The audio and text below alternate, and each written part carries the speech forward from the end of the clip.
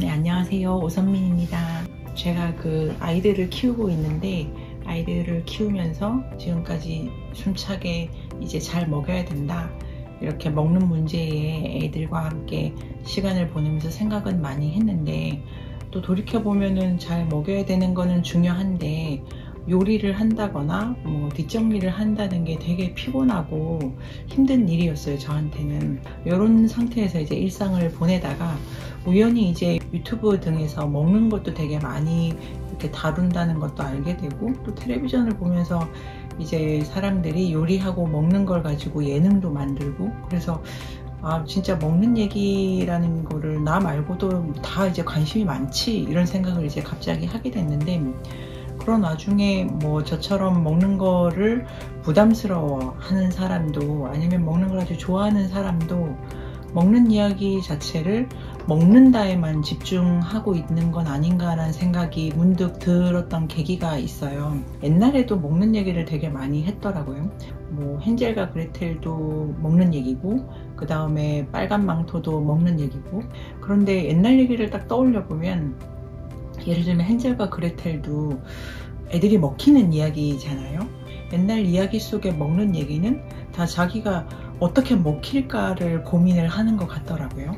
그래서 그게 되게 큰 차이가 있다, 이런 생각이 들었고, 특히 무문자 사회의 옛날 이야기에 먹힌다는 모티프가 되게 많이 들어가 있다는 걸 알게 됐고, 레비스트로스가 쓴 신화학이라는 책에 무문자 사회의 온갖 이야기들이 많이 편집되고 정리되고 해석이 되어 있었는데, 레비스트로스 선생님이 이렇게 설명해 주신 거를 따라가면서 더 먹는 이야기라는 관점에서 이제 세상 이야기를 좀 더 분석해 보면 재미있겠다라고 생각을 하게 됐어요. 무문자 사회의 옛날 이야기에는 실제로 이야기 안에 사람이 먹히는 장면 같은 게 되게 많은 거예요. 식인을 되게 많이 다루는 거죠. 레비스트로스가 분석한 것 중에 이제 이런 이야기가 있어요. 꿀에 미친 소녀의 이야기가 있었는데, 어떤 경우에 사람이 먹히게 되냐, 자기밖에 모르는 애가 먹히게 된다는 거예요. 자기밖에 몰라서 자기 좋은 것만 막 하다 보니까, 이런 애가 주인공이면 걔를 전염병이 나타나든지 무시무시한 식인기가 나타나서 그냥 이유 없이 먹는다, 이런 얘기인 거예요. 그래서 꿀에 미친 소녀라는 얘기도, 이 꿀은 되게 야생에서 중요한 발효 음식인데 누구나 좋아하는데, 자기 혼자 꿀에 빠져가지고 부모 자식도 모르고 이러니까 그때 갑자기 식인기가 나타나서 이 소녀를 먹는다, 이렇게 되는 거거든요.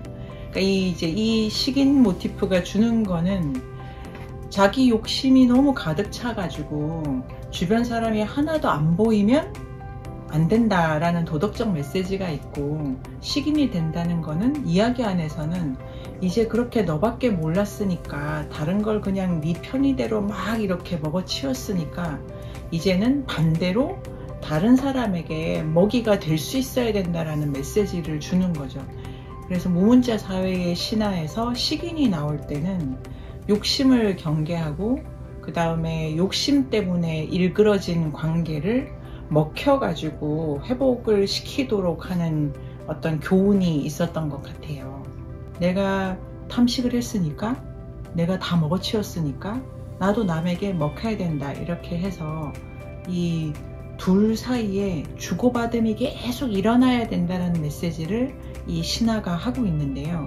이런 생각의 근거를 마르셀 모스라는 인류학자는 증여적이다 라고 설명을 하셨어요.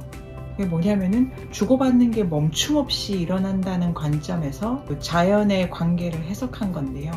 모든 존재가 일단 받고 태어나는 거죠. 힘을 부모로부터의 사랑도 받고, 물질적인 에너지도 받고, 이렇게 태어난 것도 받은 거다.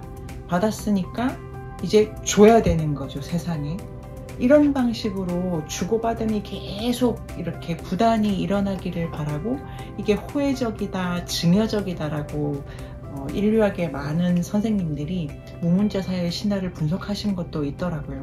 근데 여기서 제가 주목한 게, 주고받는 사람들이 사이 좋아서 주고받는 게 아닌 거예요. 예를 들면은 꿀에 미친 소녀도 소녀를 잡아먹는 식인기가 서로가 서로에게 되게 적대하는 관계죠. 내가 먹히고 나를 먹고 이런 게 우리가 사이 좋다라고 하는 친한 사람들끼리 악수하는 모델이 아니라 주고받는다면은 서로 대립하거나 적대한다는 거예요.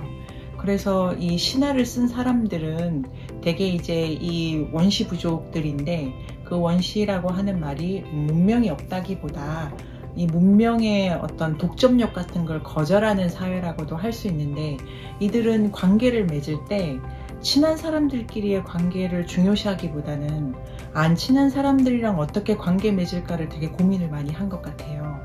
예를 들면 아이누라는 그 일본의 북해도 쪽에 지금도 살아가고 있는 어떤 소수민족이 있는데요. 그 부족의 사람들은 결혼을 할 때 말이 다른 사람과만 결혼을 한다, 이런 풍습이 있대요. 그리고 또 남미에는 적의 딸이 아니면 며느리로 삼지 않는다, 이런 풍습을 가진 부족들도 있대요.